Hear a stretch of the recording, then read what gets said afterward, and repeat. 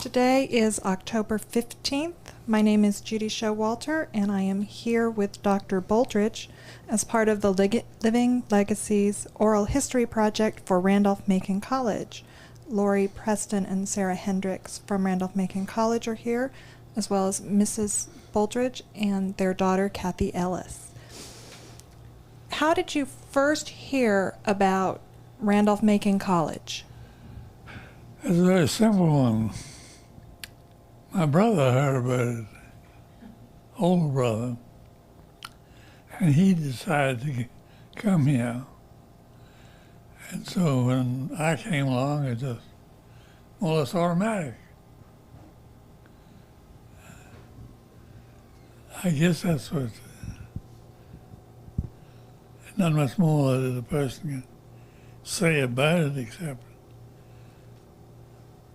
I've never had an occasion to regret it. What were your first impressions of the campus? Dilapidated. I think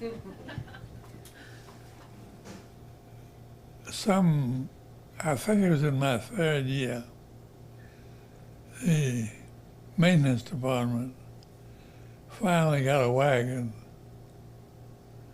and one horse. And that's what they had to use. I'm trying to emphasize, no tractor. Just a horse and wagon. A horse and wagon. Did you have electricity and plumbing? What was... In that particular winter, there was more snowfall than usual. And they had an awful time getting it cleared away. We get a wagon load of snow and haul it out. Where did you live when you came to Randolph-Macon? Where what? Where did you live? Were you in a cottage or a dormitory? Third floor of the middle wing of Mary Branch, on the right-hand end. And that was a very convenient location because it had access to the roof of North Wing. So you went up there for sunbathing.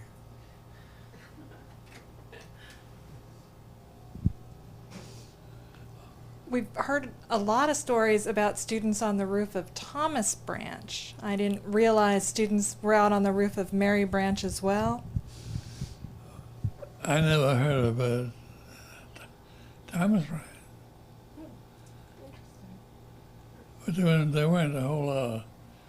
As I recall, most of the students were not in Thomas Branch. It was due for renovation, which is a long time coming. What kind of renovation? Like, did you have good electrical service or good plumbing? What kind of renovations were they doing? What kind of... Painting, Okay. floors, windows. Just, that looks like it ought to be improved. So you go do it. Okay.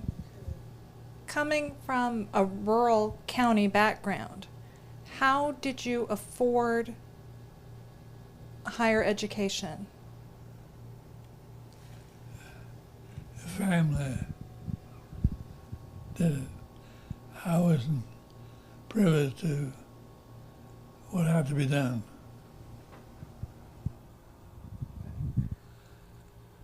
Did you receive any scholarships? Yes, but not chicken feed by today's standards. It seems to me that the total expense of a semester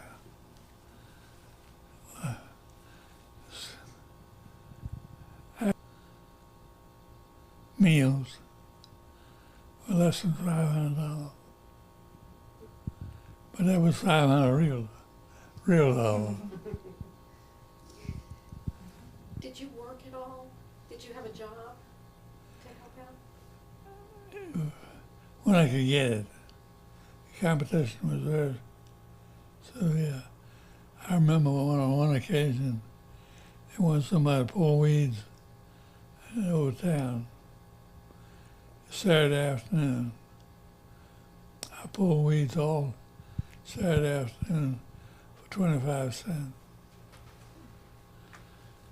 And didn't feel I'd been cheated.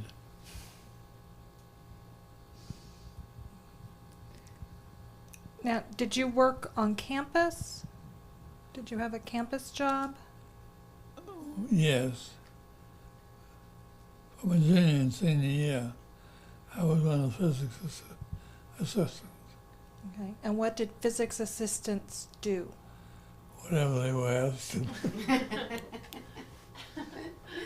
Kind of like student assistants now.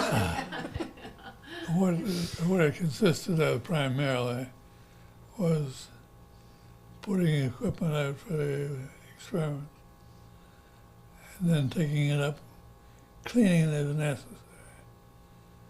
And that was the main thing.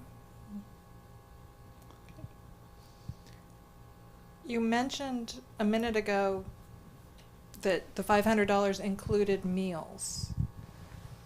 But we didn't have a dining hall. Where did you eat? Private homes. And do you remember who you boarded with? Ms. Luck, And where was Miss Luck's house? you know where the heating plant is. Mm-hmm. It was about 50 feet east of the heating plant. And I don't remember now. It seems to me there was one other house on the corner. I don't remember whether there were two. Who lived there? Next to Miss Luck? I'm supposed to know. Do you know who lived next to Mrs. Luck? Well, it doesn't really fit into it. It may occur to me. How did you pick boarding houses? I mean, were you assigned your boarding house, or did you No. select, or did Mrs. Luck select? I really don't know. Or your brother boarded with Mrs. Luck, so you did? Probably. Probably. There were advertisements for the boarding houses in the fishtails. Do you think that may be how your affairs chose? I don't think they were in the fishtails when my brother came, and I don't. 33, first year. I'm just not sure. Can you tell us about arriving on campus as a freshman? What was it like to be the new kid? Well, you can easily imagine what it was like. Segregation is what it was like. You had a group of kids just arrived on campus and not taking in the intricacies. Those that are already there, too high and mighty. And so as a consequence, you may make an attempt at being friendly and social. You can speak, but you're unconsulted. Pretty soon you find somebody else, same boat that you are. And right away you're friends. And that's what happened to me. My brother had been, don't have anything to do with freshmen. And you can understand that it's a normal human reaction. I think it is. Who were some of your friends? Big one, Who were some of your friends? who were some of the, Your friends, freshman year, who did you make friends with? Can you remember the names? Edgar Sheldon was the number one crony. He died 2-3 years ago. There were various others. One I saw, 6 months ago. I don't remember his name now. You were on the swim team at some point. Do you remember any of those friends? Did you have friends on the swimming team?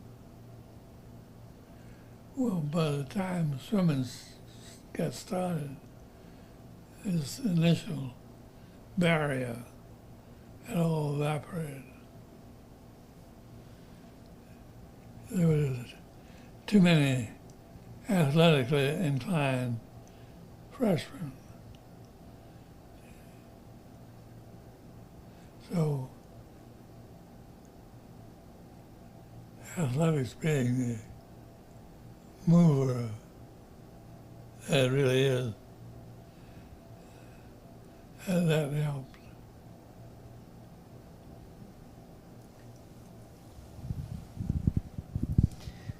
What about activities on campus? What did you do?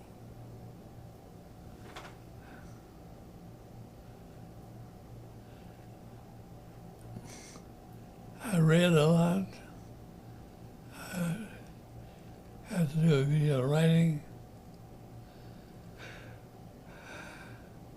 All longhand, no typewriter. No typewriters. I spent writing and reading were the primary activities.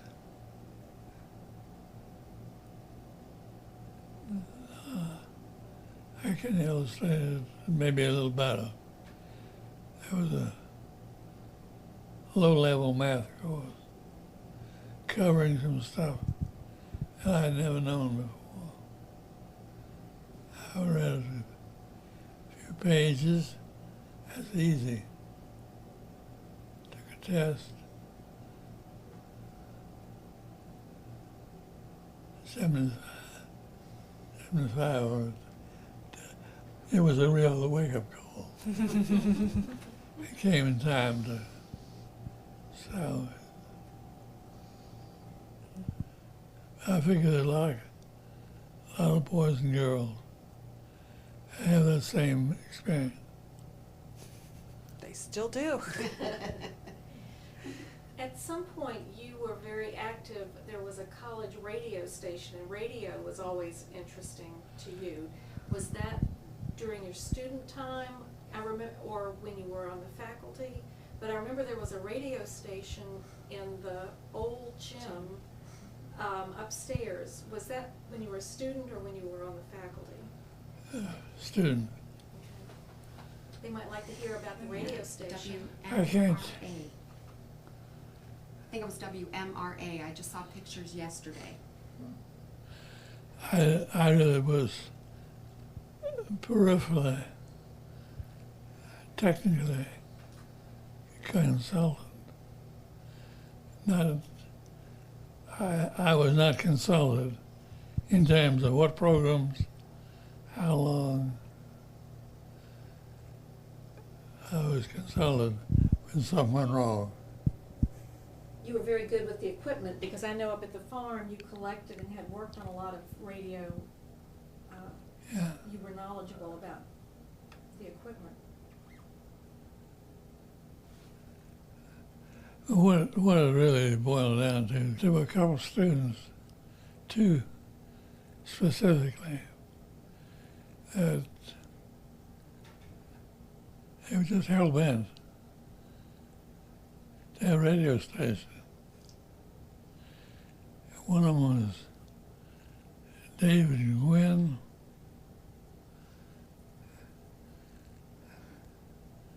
And the other one, name slips me. But I remember David Gwynn for a simple reason. His home was right up near where, I guess it's Road 3. Right there, a mile or two.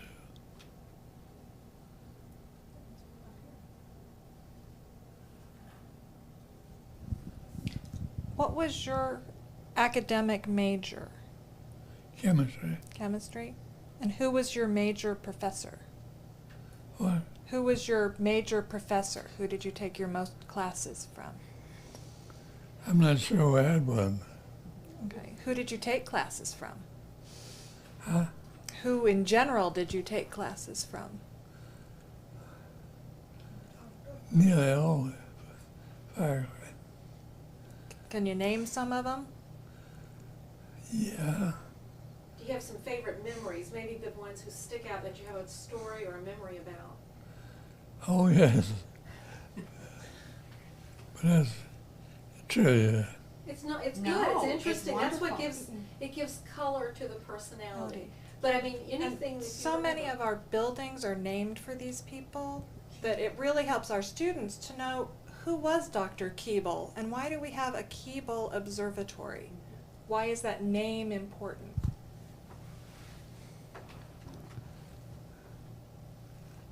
You got anything else to do? No, they can be Yeah. all afternoon. Just the stories, the stories you remember. But you pick Dr. Keeble, you have his desk. In fact, I have it at the farm. Dr. Keeble, when he retired, gave Dad his desk, so they were very close. And I have it at the farm. Miss Keeble gave it to me. Oh, okay. But I think he'd be pleased. Is that, where's that barometer? Barometer? A barometer? Do you, Taylor Instrument Company. It's downstairs, Oh, I I'm think. sorry. she said it's downstairs. Do you want me to go get it? I don't, I tell you what, if you just think about Dr. Bullington or Dr. Cantor, Dr. Keeble, Update. Dr. Updike, if you can, they like funny stories, and you know what? Nobody's gonna come back and fuss at you for telling secrets. So just think back when you were a student, who did you gain from, and really that would have been who would have modeled, you could have modeled your teaching after, because you had Okay, examples set for you. I know you've told me. Dr. Keeble was head of the physics department. And Mr. McNeil was, have you run across him? He was second in command physics.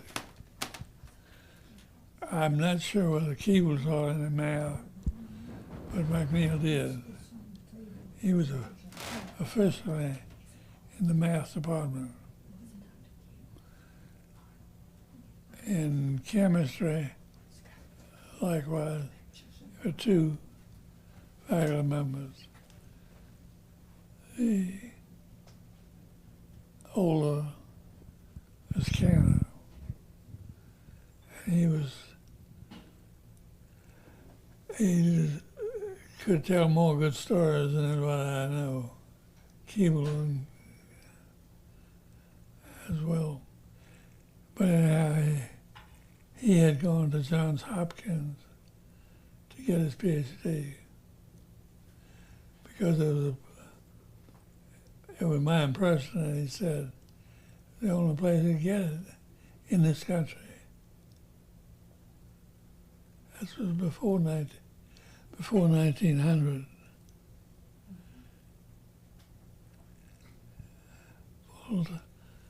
And I don't believe there was anybody else full-time.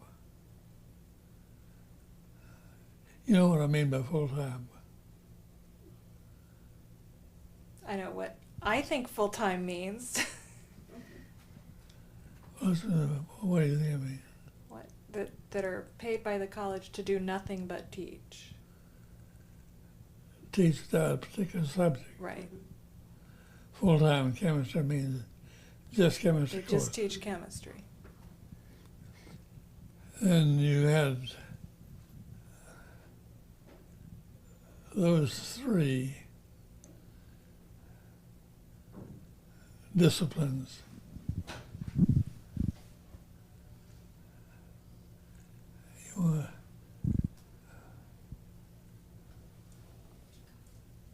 Go ahead. You had things like English, foreign language, lots of little courses that you tend to forget.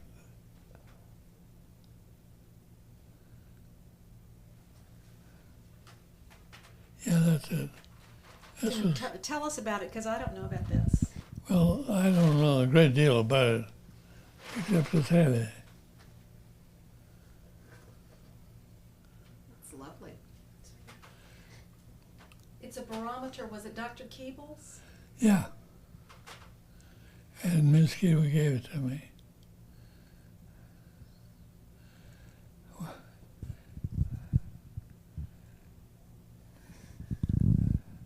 Let's make sure somehow. You know where the football field was?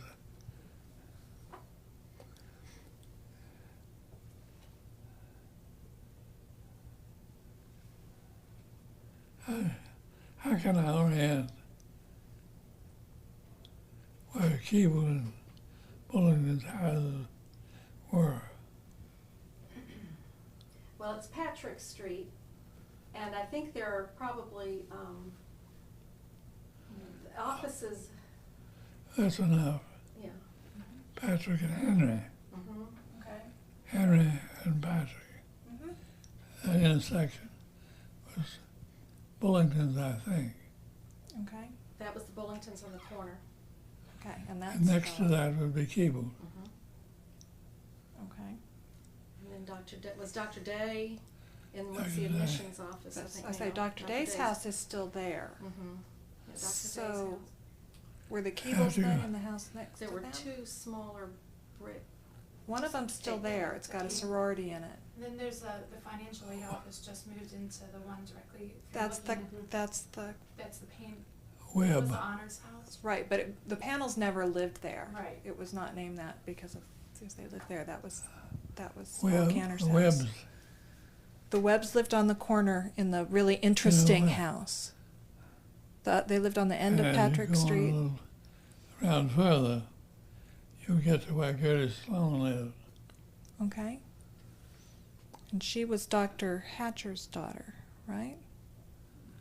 Now, That's where the church, they pulled in. he was a Methodist preacher Mm-hmm. who became vice president of Randolph-Macon. Mm-hmm. That much I'm sure of. I can't.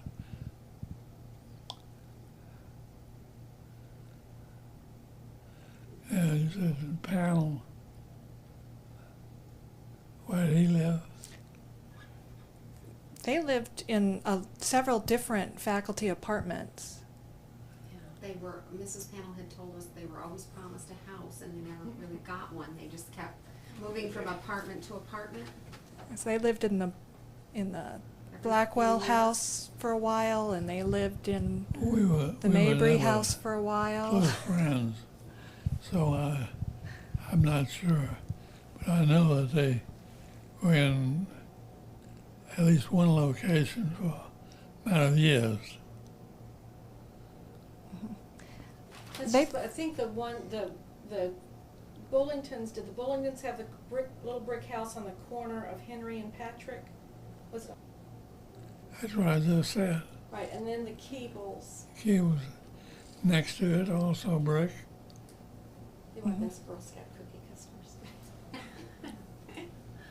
So there's still a brick house there. Alpha Gamma Delta's in it. That might have been the Keebles house. And then the psychology building was a long white wooden building on the other side of Patrick. It was a all long, low. Yeah. But Dr. McEwen, because the McEwens were good friends of you all when you were in faculty years. And economics was next to psychology, and that was another ugly little bit. It was long, low. I think Like, there was more surplus. Mm-hmm. Looks That, it. yeah, It that would looks make it. sense. Mhm. I think so. Mm-hmm. At the time when I was around, right near the entrance was the largest holly tree I think I've ever seen. It was a great big. Hmm. Now, when you say near the entrance, where did you consider the entrance to the college? Which is still an issue. People went and came through the front door, mostly. talking about the holly tree, what entrance are you talking about? The entrance to, Off of Henry Street. okay, Henry onto Street. Patrick? Come from Henry. No, Okay. come from Henry and straight into the building. Straight into what? Into the building. Psychology. Psychology? Yeah. Okay, got it. A lot of the colleges. A lot of the ologies over there. Yeah, David and I really liked that because when we were little, they would let the students run tests, practice running tests, and they would have faculty kids go over, and that was great fun. So, Well, one of the, you're talking about when you were little, that house that we lived between Fox and Scott. The library. Scott House. Mhm. You had that porch so that you were pretty much in a shadow. And these ladies might like to hear the story of David and The full the, yeah, moon? the person that I remember he's about this tall. Go ahead. Well, you tell it better than, you can tell it. I think it illustrates that the whole college was a community and everybody knew each other. And so what happened in this story, this was clearly somebody who knew David and was friendly, who knew him. So you go ahead and tell. Do you want to tell it? Well, David, I'm not sure whether he was playing out on the porch or what. The porch on the house this way.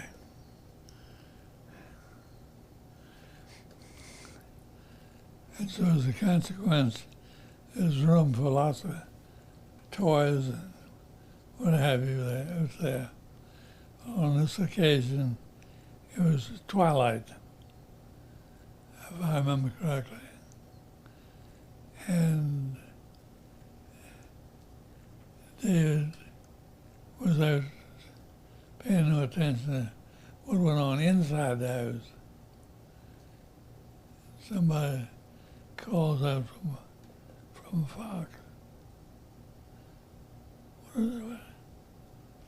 Well, they speak to him, or did he say hello to the moon? Or he came in thinking the moon, somebody must have said hello, David, and then Yeah. he came into the house and said the moon was talking to him. Is that what it was? Yeah. Yeah, the moon was talking. He really thought it was a movie.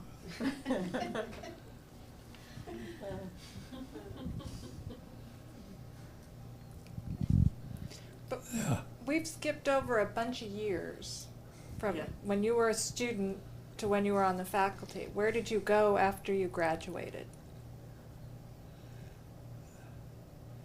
It's best to visualize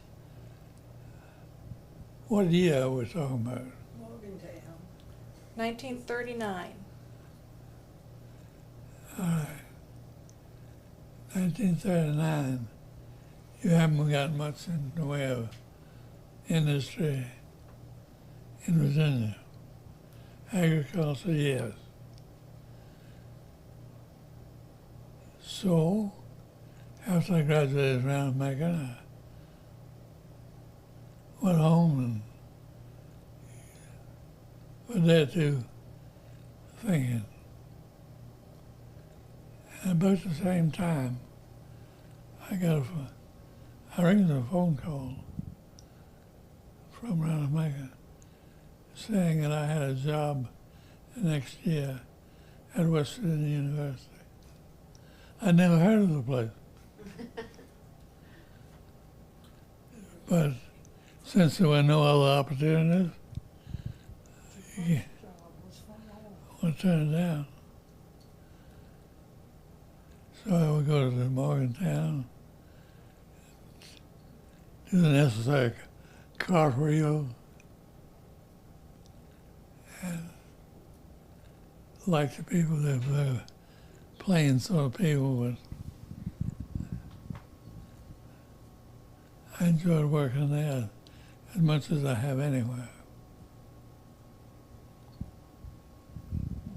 Did you worked at American Viscose just before then? American Viscose. Briefly? Actually, American Viscose was just after. I'm sorry, okay. And then from American Viscose back to Randolph-Macon for the Army program.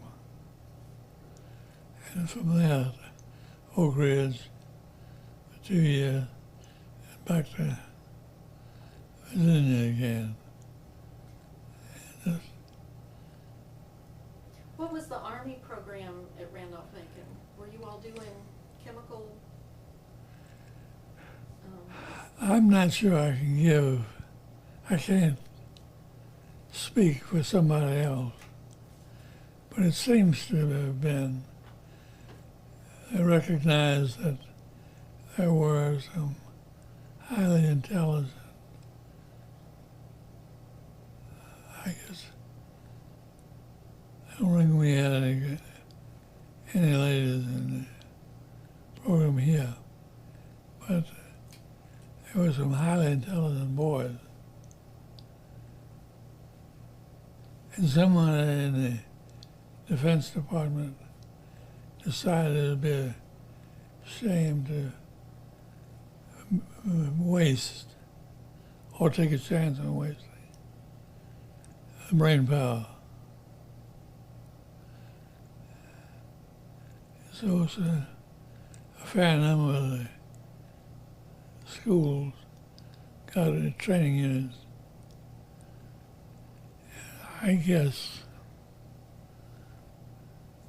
the one we had here had 100 to 125 students.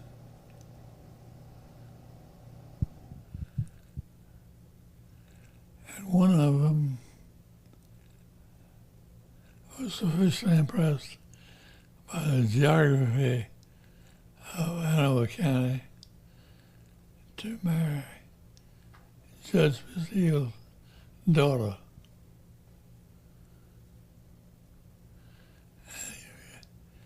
Not that that matters, but Judge Basile, I think he was a retired judge.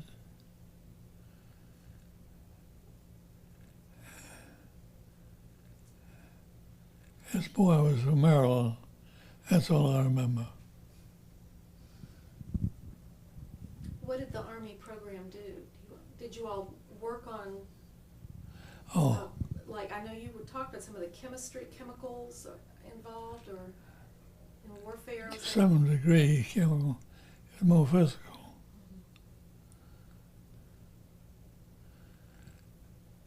They pick the discipline.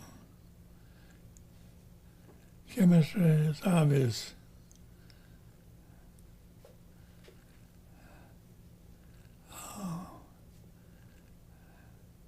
Around it, something that's not obvious.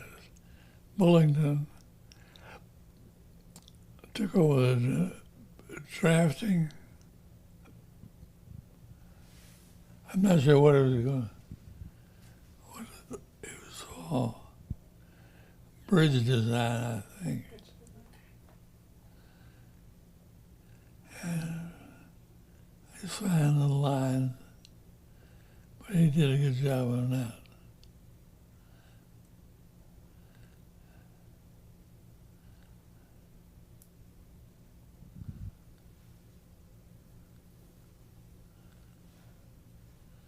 There was 4 or 5 of you run out of questions. Not a chance. Not a chance. Nope, just making sure you were done with that thought. So you taught at Randolph-Macon for 43 years? Around there? No. 4 to 3. I came. Oh, I don't know. You finished at Oak Ridge. You had 2 years at Oak Ridge, right? Yeah. And then, didn't you come back to the farm for a Yeah. while and help for about a year at the farm? And then went on to, back to Morgantown for your PhD to finish up? Yeah. Or you were teaching and then, and back and forth? So back and forth some? Yeah. Is that how it happened? Okay. So you started teaching at Sure. Randolph-Macon. About 1950. Okay, 4 to 9. Okay. okay. Until 83. Long time. Long time. It is, and yet it went quickly. What do you think were the biggest changes you saw In in Randolph-Macon? I think physical changes. Sure.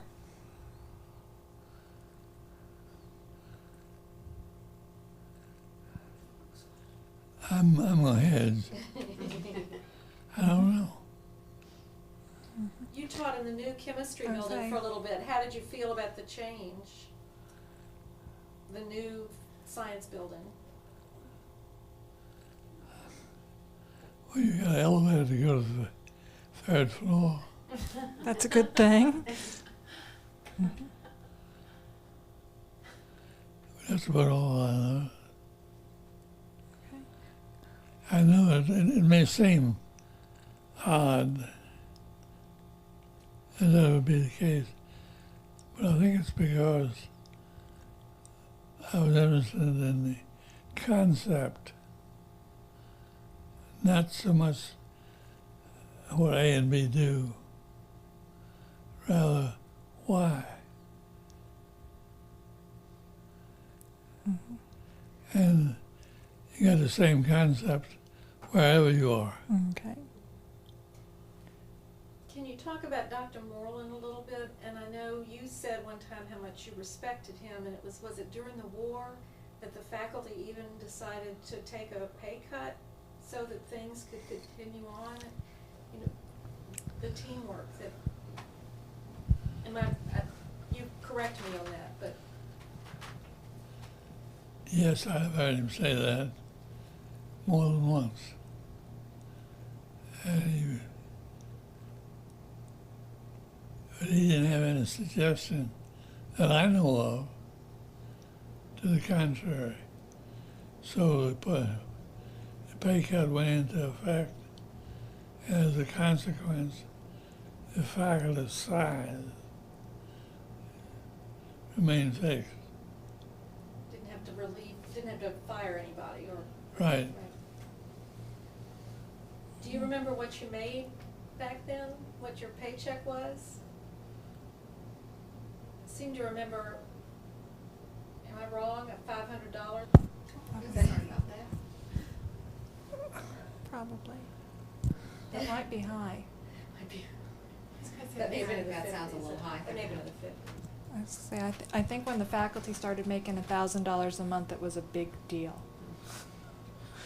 Yeah. Was it? That would have applied in fairly near the end. I can tell you this, I never earned as much as 20,000 Mhm. per year.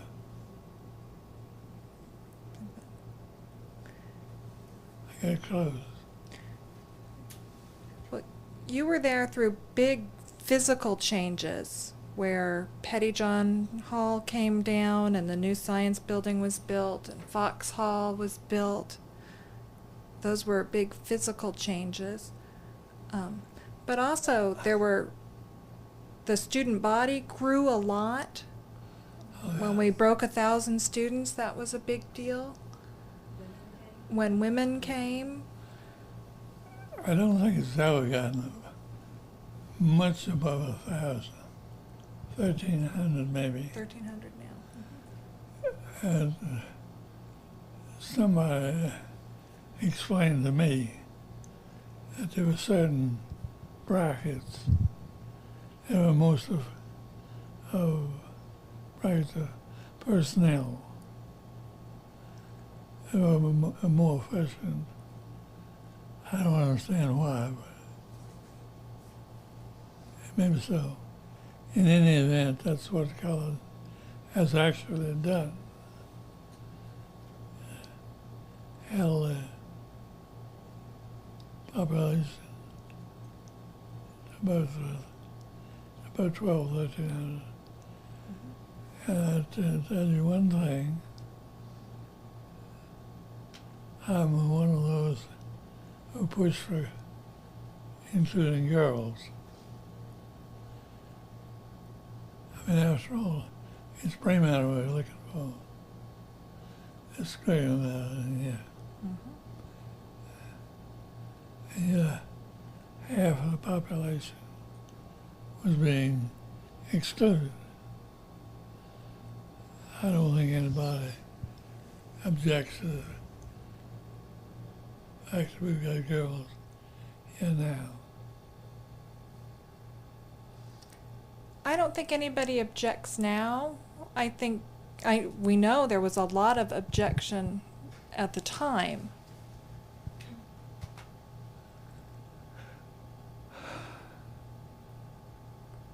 But most people seem to agree that it was a good thing for the college. Did you see any change when we went co-ed? I'm not close enough to the workings of the college to know. So it didn't affect the day-to-day running of the chemistry department? There were just more girls in the classes? Basically, that's what it was.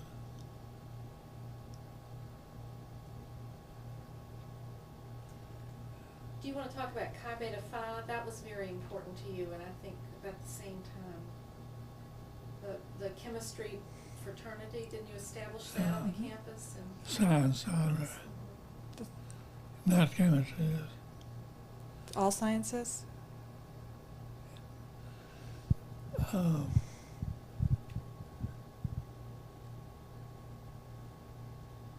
Chi Beta Phi was born in 1916.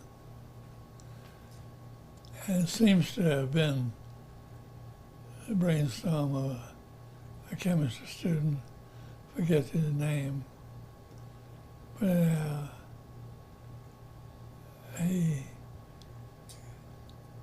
conferred with Canada, I guess, in chemistry. And together they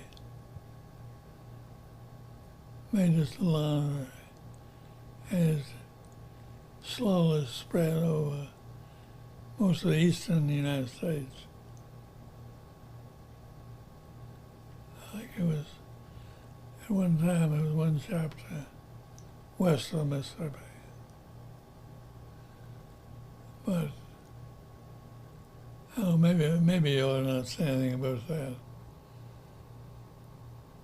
Because so many of the bright students take science, but not science majors. Okay, if you want to say that, but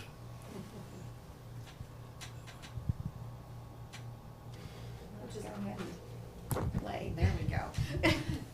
the Allen program was an attempt on the part of the trustees of Randolph-Macon to to keep it afloat. Right. You take away all of your income, you may not float. So that's what the Army program is all about. And a lot of others still were in the same boat.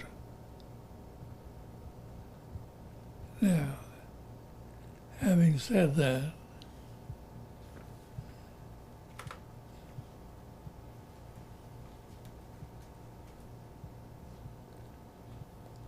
they had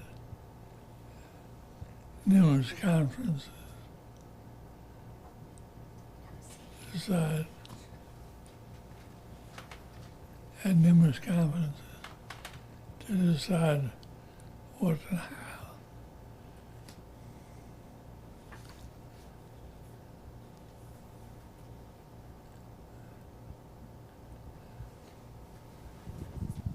What I'm reading here are the letters going back and forth between Dr. Moreland and the Army Board on how they needed to keep you. It's about your deferment.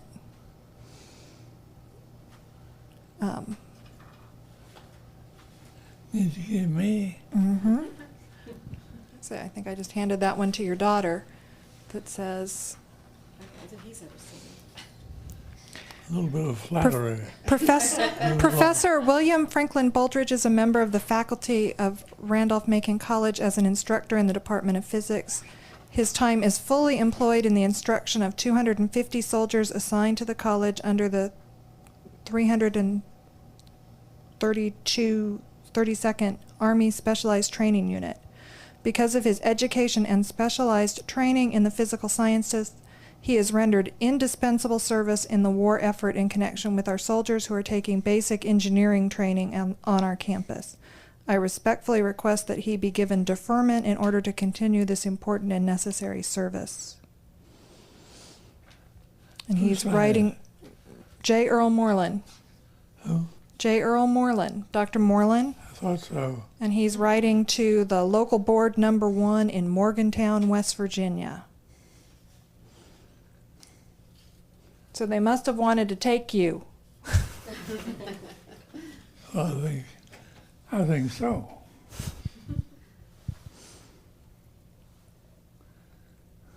Well, we're glad the college got to keep you.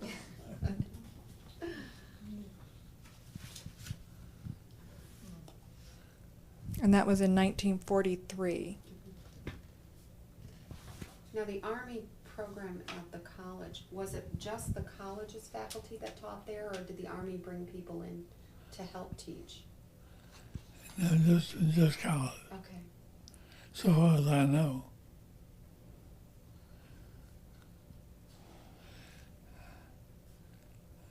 You know enough about politics to know that it's something to make hay for us, our side. So you put it into effect. That's about what happened.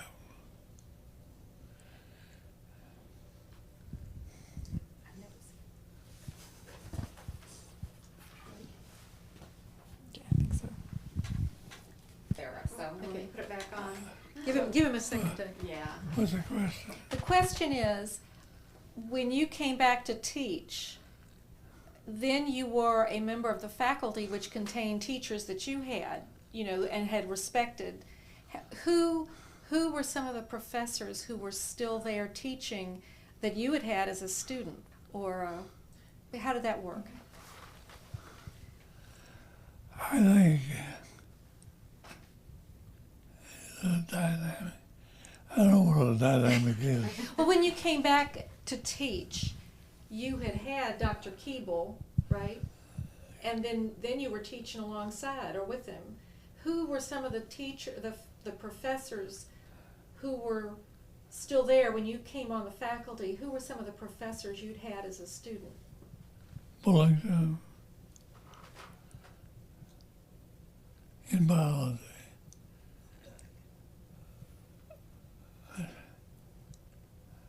Dr. Updike? Updike, yes. But Canada died.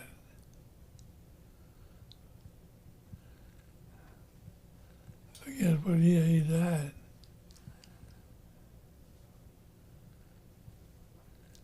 Dr. Keeble?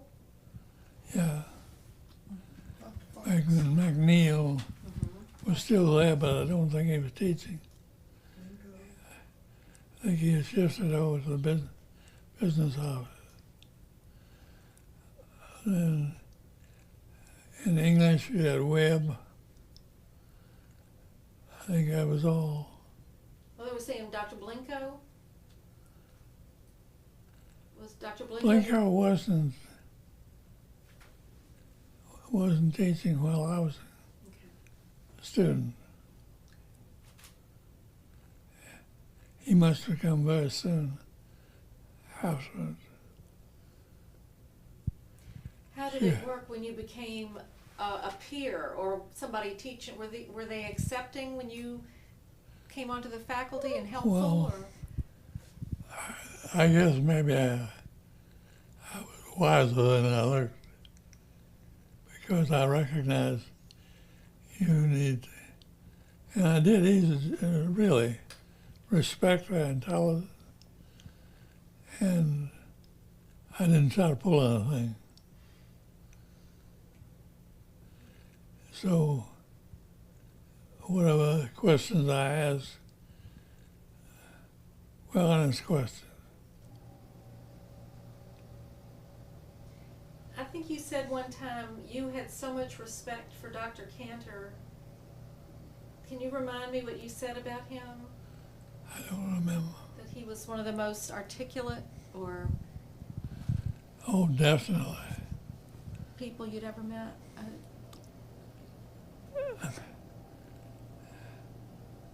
All of you have had college courses, and as a consequence, can probably understand what I've got to say. Canada, everybody had a notebook. There was no textbook for the class. None.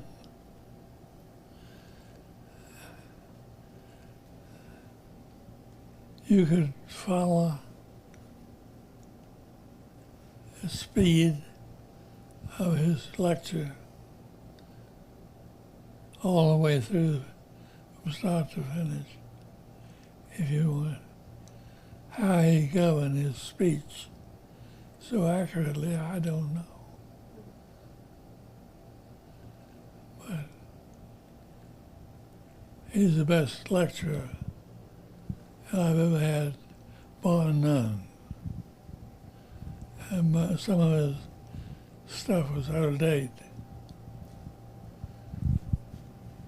But his presentation was perfect. Who inspired you to become a chemist? Was that Dr. Who really inspired you to go with the direction of chemistry? I don't think anybody inspired me. Okay. I think what it was, who wants a physicist? At that period in time, late 30s, a dime a dozen.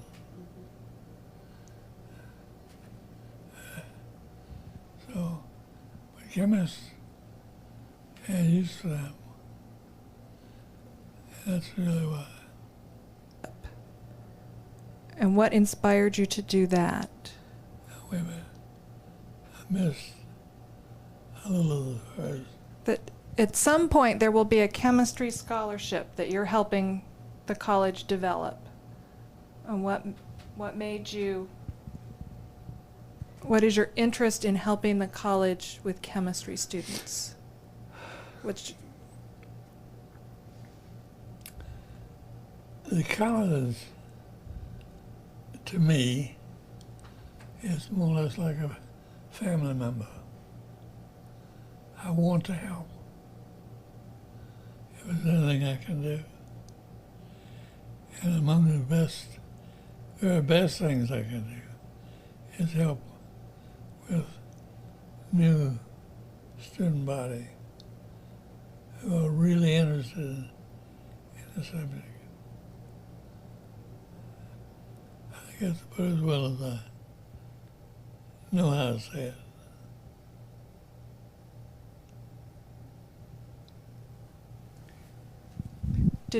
Did we miss anything?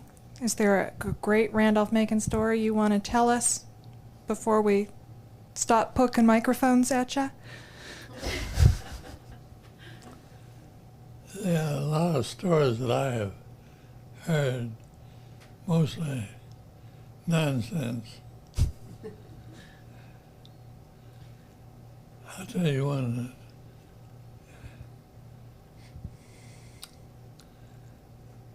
when Randolph-Macon decided to furnish the furniture in Thomas Bryan, that was a considerable extra expense.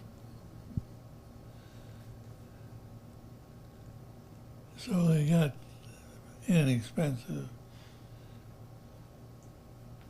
bed, dresser, and desk. On one occasion, there was one particular bright student on campus, and other people would love to heckle. So this guy slips into the dormitory and into this room when the owner of the room is away. He just starts out on the floor. Pretty soon the owner comes back, goes to bed.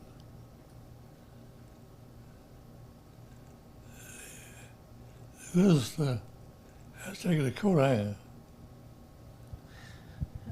put a little hook in it, pushed up again, caught the spring.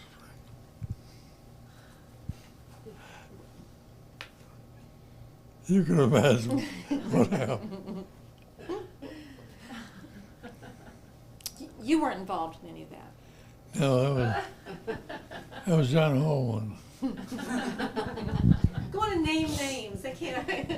Well, but John was a very bright boy.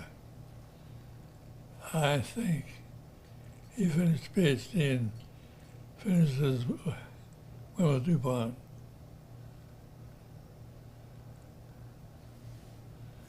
One of the ones that Clyde told, you know who I'm talking about, was this. Any of you have been in Duncan Memorial Chapel? You got the main assembly on the first floor,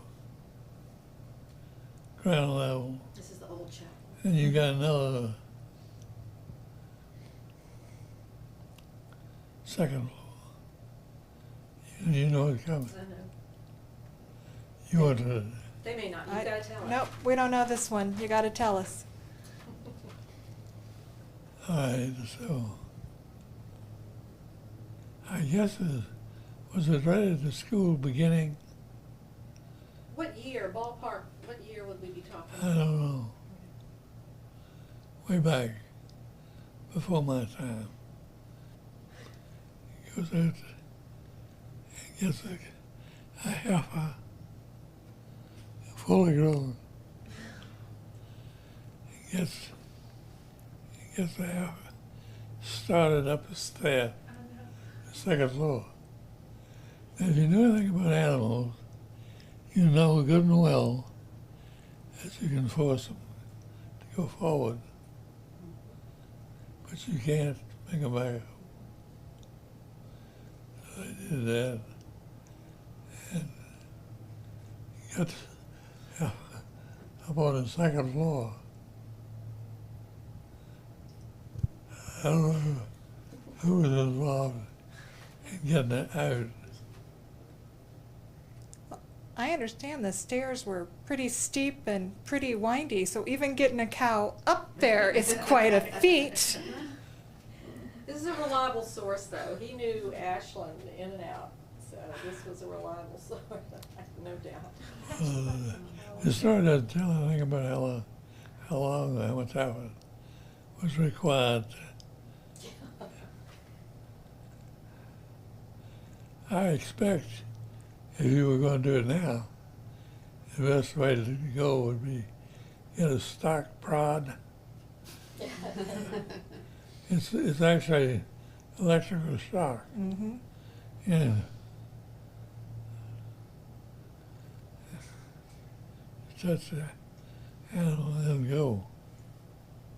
You know, I was just thinking there's some other characters over there that were not faculty, because you were friends with, but there was Miss Lowry who ran the cafeteria for many, many years. And she had a cabin down, a cottage right near ours down the bay, she and her mother.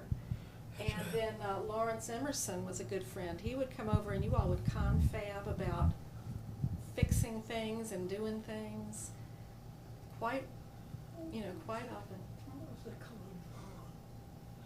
I think it would be Eddie Rakesley? Yeah, right. Yeah, Eddie Rakesley, he was but he was. fair, Ever heard of him? fair, pray to say the esprit de corps was really remarkable. Everybody's in the same boat. And we would go over from the Scott House. We would walk up there toward there was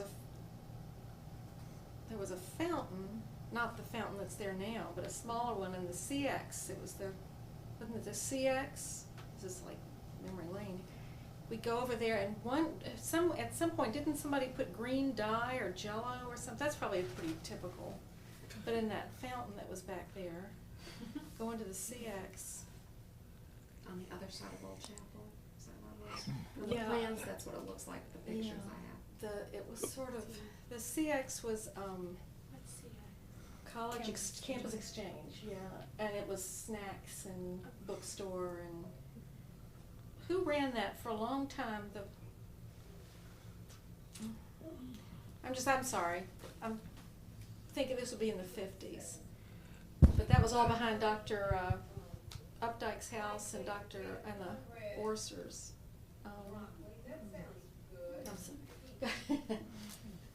Go ahead, fill in here. I remember the place, but I can't think who ran it.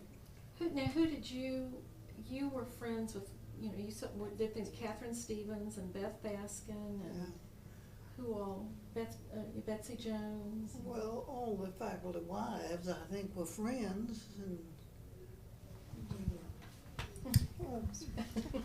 And we kind of skipped over that too, because we went from being in college to coming back to teaching, and at some point along there, you got married and had children. Oh, that.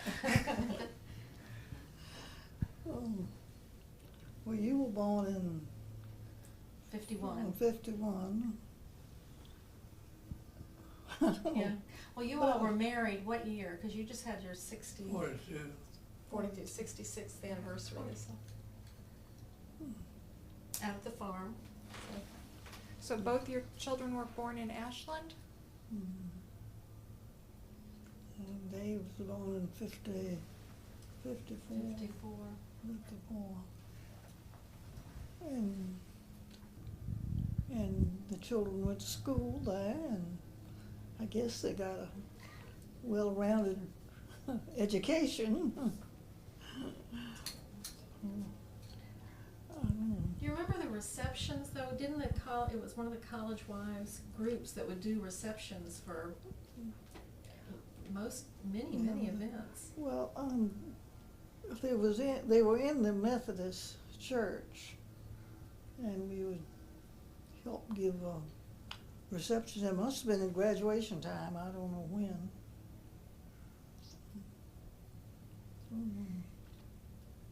It was a nice town to live in.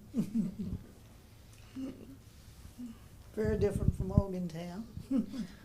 At that time, did the college students stay mostly on campus, or were they out in the community as well? The college The students?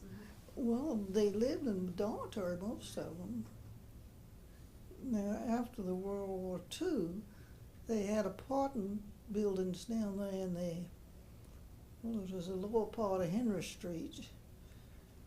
And a lot of the faculty, a lot of the students came back from the World War II and lived in these little buildings. They were wooden, weren't they? Because they got married during the war, some of them. Yeah. Right, The GI Bill, so they were older, some Yeah. of them. and they needed like married housing as opposed to dorm. Herman Collier lived down there, and his wife worked in the dean's office, or where did she work? Herman Collier's wife worked for the college while he finished up his degree. Yeah. I can't remember whose office she worked in. I remember, I'm trying to remember, when he just retired, the soccer coach did soccer camp. Stevens. Warner. Warner. When he first came to Randolph-Macon, they lived in, and his mother was with him, and she spoke very little English, right? I'm trying to remember that story, and I remember we went over, I was very young when he came, and we went over and took cookies or something to his mother, who had come out of Germany with him. Do you remember that? And can't they Took lived, cookies to so many people. I can't remember anything. but there was a very interesting, I don't know if you've interviewed him, but Helmut No. Warner, but his story He's- is very Is he interesting. still living? I think so. believe Coach Warner is still living. He had a very interesting, I can't remember the whole thing, but getting out of Germany, and his mother didn't speak, I don't know if somebody is interviewing him, he's really Have to track got a him down. story. Mm. But we took cookies to his mother, and they lived, if I'm not mistaken, there was an apartment, it was either where the Blackburns were or on the east side of the railroad tracks. There was I think it was on the east side, there was a 2-story where the Brock Center and all is in there now, but I think he was, I don't know. okay, so much for that. But that's good. You it should remember be in more of it than I do. Well, no, they're just fragments, but that was something that I think was very typical when somebody new did come. Oh, The yeah. faculty wives were very welcoming, and they'd be there with a box of cookies or sort of a welcome. Yeah, well, I think the faculty then was small, and it was more family. You felt like you were part of a group. Now, when you lived in the house at campus, did you pay the college rent, or was that part of your pay? Do you know? Did you pay rent for when we lived at the Scott House in college housing, was there any rent, or was that considered part of the, Rent. Okay. it was pretty much a barn of a place, I recall. Because one thing we don't know is whether people paid, or that was considered part of their salary, since the I didn't college know that. didn't pay that well. Do you remember how much rent we paid on Henry Street at 25 a month. $25 a month? I remember we had oil circulators and a wood stove, no heat in the living room where I had to practice the piano. And you got up early in the morning to start the wood stove in the kitchen, so we had breakfast. And you stapled plastic all around the foundation because it was just pretty much air would blow right on through. But These people have gotten the wrong impression about foundation. okay, We're talking about, on the outside, of course, a little layer of plastic all the way from ground level to the ceiling. A pretty big piece of plastic. But it made a big difference. the wind was blowing through otherwise. I just think it was really cool. I could drop toys down through the floor. Yeah, but- Put this on Yeah, okay. do you remember anything about that house? You know, who had lived in it before? Obviously, somebody named Scott. The skies, Yeah. Who was there before we were? coaches, I think. One of the coaches. Was it? I think so. I don't know. I'm trying to remember the names from the maps I was looking at the other day, and I think there were some coaches who lived close, right in that area, so. Was it McConnell? The skies was scheduled for the dismantling.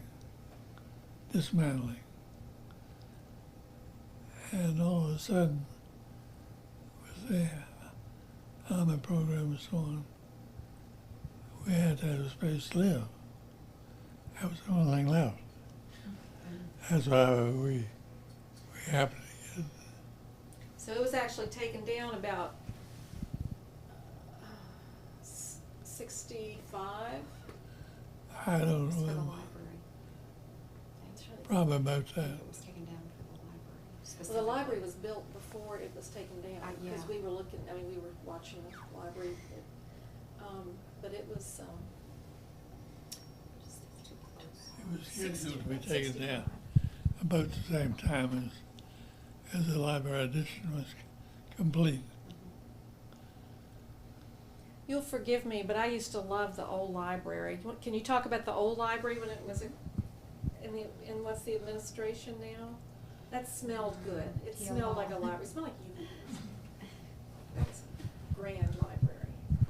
And it had steps when you walked up in the front, inside. Am I remembering right? When you walked in the front door of the old library, there were steps that walked up? You tell. Yes, Steps, the entrance to the old library. You would take me over there. yeah. It smelled good. Smelled like books, smelled like books. Leather binding. Marble steps on the inside. And I'd say the steps were long.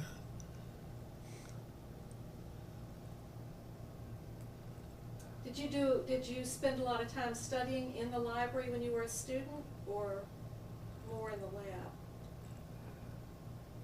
No. Okay.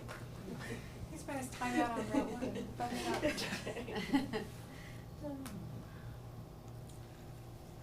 The point is, I gave what seemed a trite answer.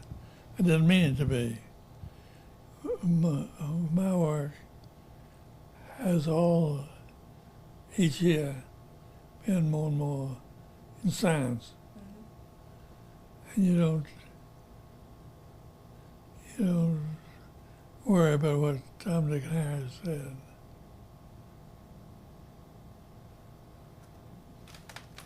Do any of your students keep up with you, or do you keep up with any of your students? Or even for a while? They don't try, not succeed. That's really something that's always been very rewarding for you, is the feedback from Yeah. students and even years later.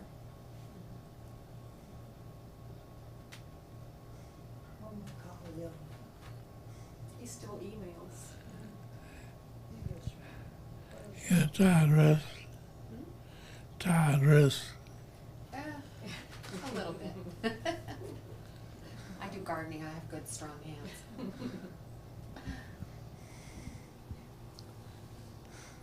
We done? Yeah. Anything else you want to tell us? This is your chance. That photo album.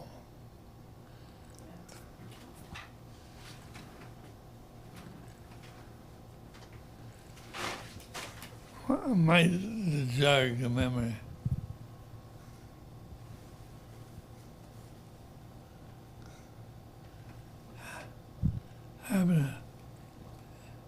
Here's one. Somebody buys This is Route 1 Going to Doswell. Near Doswell, you cross the river. The river was 100 yards wide, maybe 200. It was really going through. And we went up and had some more photographs. And these are photos you took when you were a student and took a class. Who taught that class? Dr. Bullington taught the photography class, right? Yeah. Okay.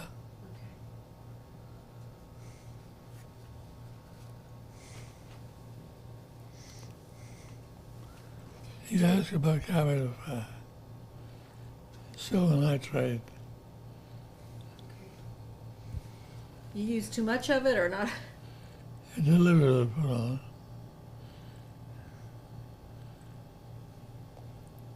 This has always been one of my favorites. I had not the faintest idea who it may be. When I got a library book, and it had the negative of the photograph. A little black child sitting in a high chair. Where did you develop? Now, where was this in PACE in the chemistry building that you did the developing of the It was in basement. basement? A big charming place. I've never been down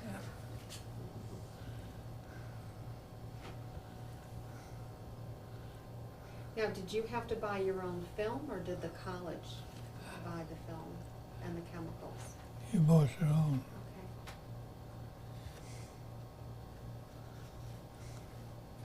And did you use your own camera, or was that a college camera? Either way you want to do. Okay.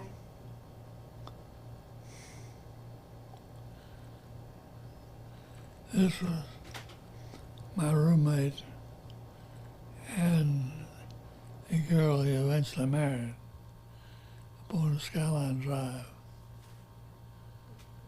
I don't remember what location.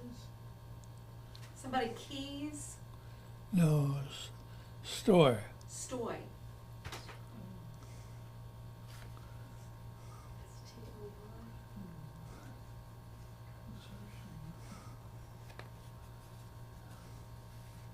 Was that your roommate all 4 years at Randolph-Macon? I room was Story for three years. My older brother 1 year.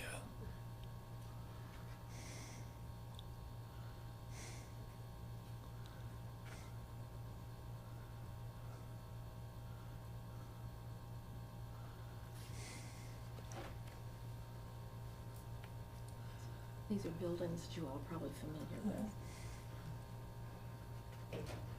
Good photos, Dad. I hope mine lasts that long. Good chemical developing. Washed them good. Washed, rinsed them.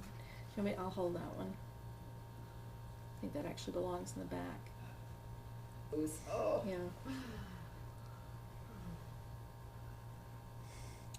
This was a quote, new gym. Yep. The alumni gym. Right. It was fairly new then. It was fairly new. Mm-hmm.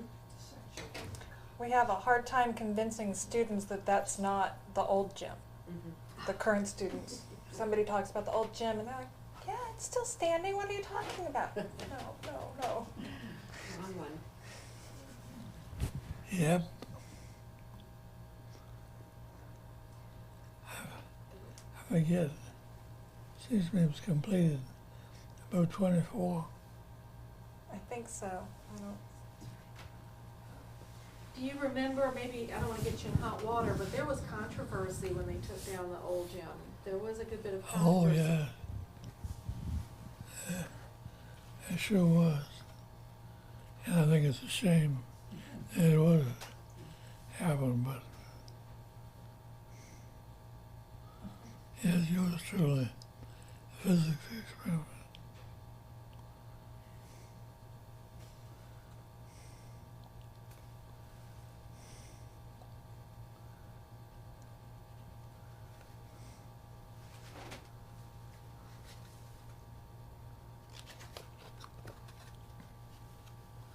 Oh, yeah. Story. He either broke or sprained an ankle. He's a football player. And he was taking a shower.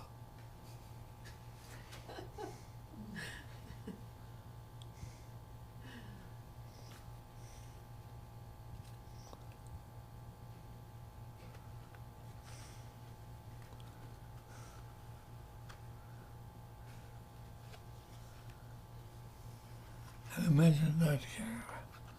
Yes, Canada.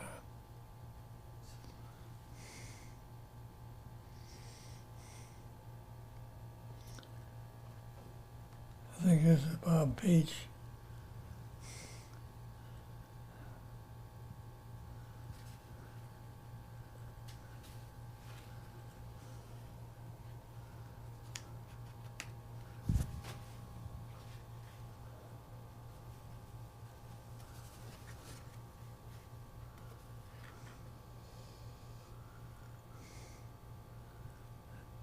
Remember, it doesn't go back that far. I think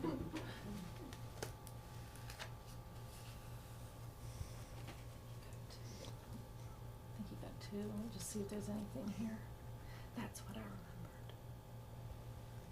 Physics staff, Army special training. That's what I remembered. That's Cable. And Bruce English. Who is this? Magneto. Who is this right here? Looks like Dr. The Keeble. tall one. Got glasses and a white mustache. Is that Keeble? Cable. Okay. I'm upside down. I think it's listed. Oh, yes. Who would that be? Two co-eds. One was Lavinia Red, and I'm not sure who the other one was. Lavinia Red? Red. Is that Carter's mother?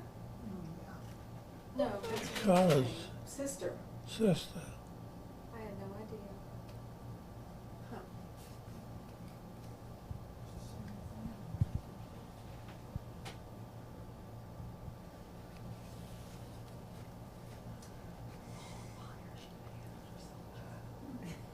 I can't remember sure what these are. This one says it's Chi Beta Phi.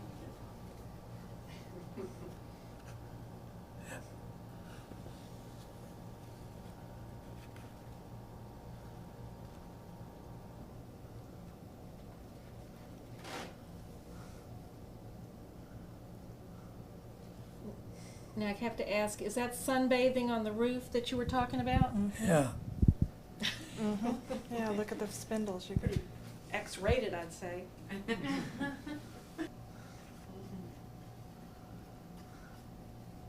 He's X-rated too. Purely a photography experiment, I'm sure. Copied them out of some, I don't remember where.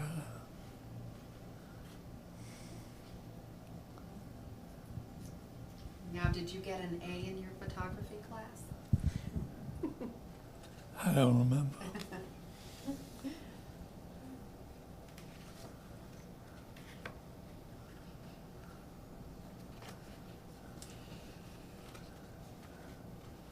You know, Looks like Lib to me. it is. Lib Jacobs. Family in Morgantown. Girlfriend and later wife of a very good friend in Morgantown.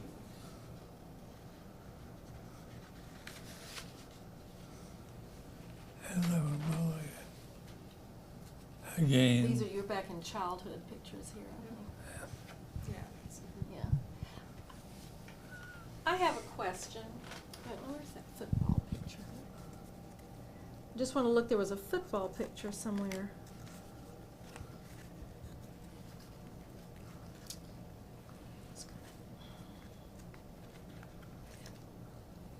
Let me go to this football picture here.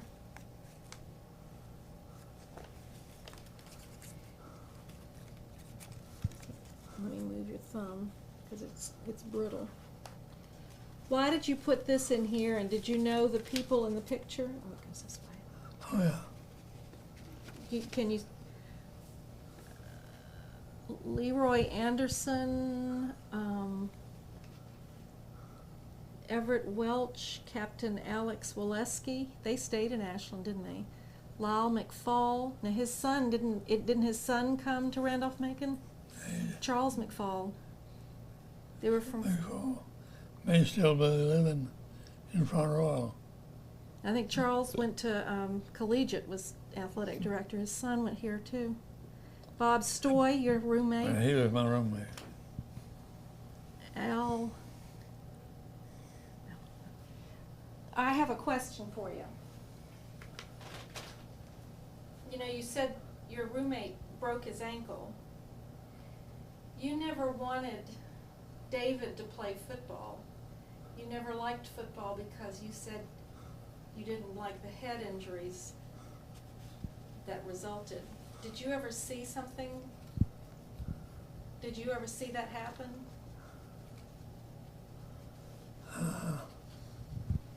At Randolph-Macon?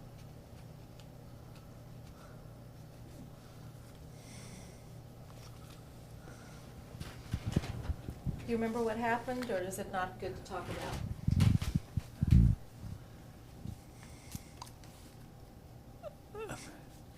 You can think what you please about me, but I am anti-football.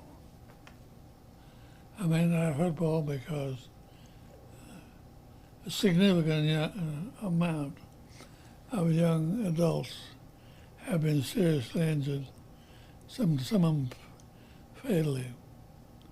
The story picks up at that point. On a beautiful October day, mild, game between Randolph-Macon and somebody else, I don't. And the stands are packed. The last play before the half, whistle blew, everybody got up off the field, except one player, one Randolph-Macon player.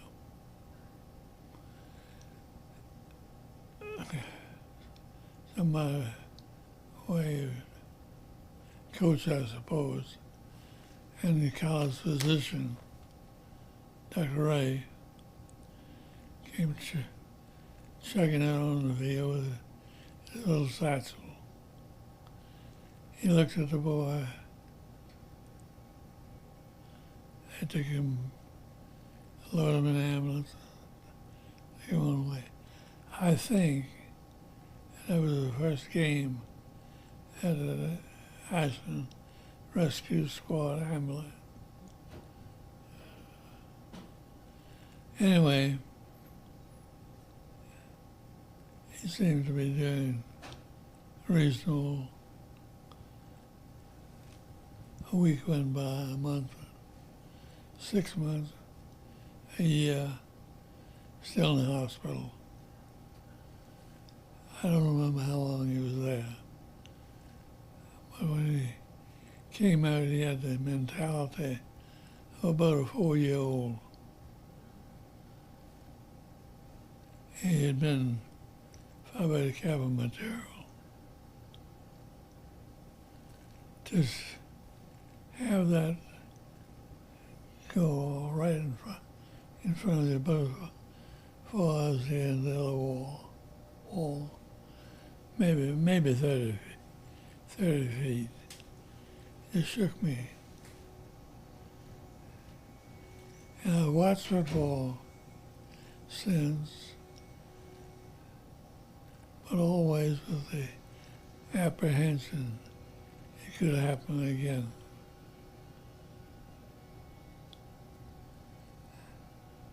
Is that the story you want? I'd never heard it, but I just knew you had a reason. Do you know about what year that was? the sake of argument, I'd say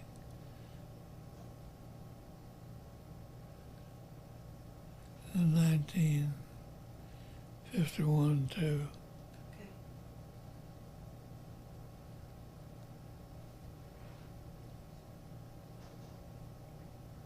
Should have asked you a long time ago. Huh? I could have asked you a long time ago. I just never knew. I'm not surprised. I thought it was something